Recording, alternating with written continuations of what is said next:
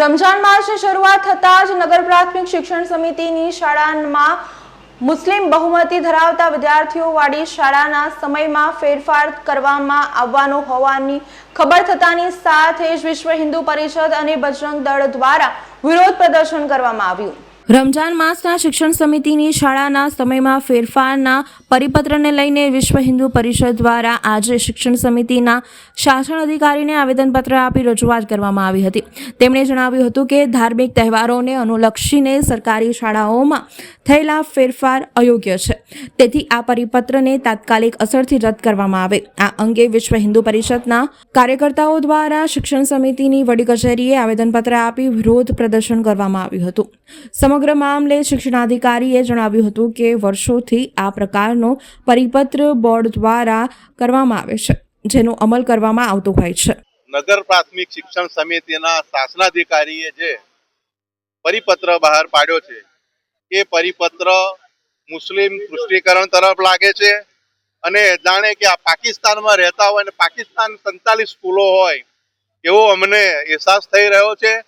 એટલા માટે આ મુસ્લિમ પુષ્ટિકરણનો જે પરિપત્ર છે એનો વિરોધ થઈ રહ્યો છે।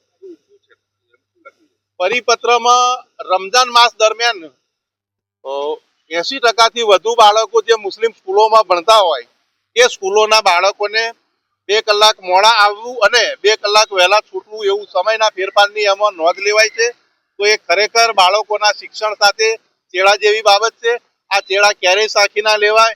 આ કાયદેસર રીતે જોવા જઈએ તો બાળકોના મૂળભૂત ભણવાના જે હકો છે એની પર તરાપ। આ પરિપત્ર પરત ખેંચવો જોઈએ અને નહીં ખેંચાય તો વિશ્વ હિન્દુ પરિષદ આંદોલનના માર્ગે જશે। પરિપત્રમાં જે શાળાઓમાં 80%થી વધારે મુસ્લિમ બાળકો હોય એ લોકોને આ રમજાન માસ દરમિયાન થોડી સમય બાબતે છૂટછાટ આપવામાં આવેલ છે અને જે વર્ષોથી આ પ્રણાલી છે ચાલી આવે છે। અચ્છા, હિન્દુ સંગઠનો એવું કહી રહ્યા છે કે હિન્દુના તહેવારો આટલા આવે છે એ દરમિયાન તો કોઈ છૂટછાટ નથી, તો એક ગૌરી વ્રતમાં પણ જૂની સૂચના છે અમારી, ગૌરી વ્રત માટે પણ બાળાઓને સ્પેશિયલ છૂટછાટ અપાય છે। મૂળ સમય શું છે, ફેરફાર શું કરવાનો? મૂળ સમય અમારો 7 થી 12:20 સુધીનો છે અને રમઝાન માટે 8 વાગ્યાનો સમય રાખ્યો છે, 1 કલાક મોડું।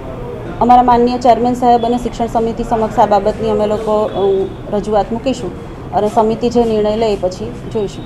બેન, વર્ષોથી આ પરિપત્ર બહાર પડાય છે, વર્ષોથી આ એક ચાલે જ છે। કેટલા વર્ષથી આપવામાં આવ્યું છે?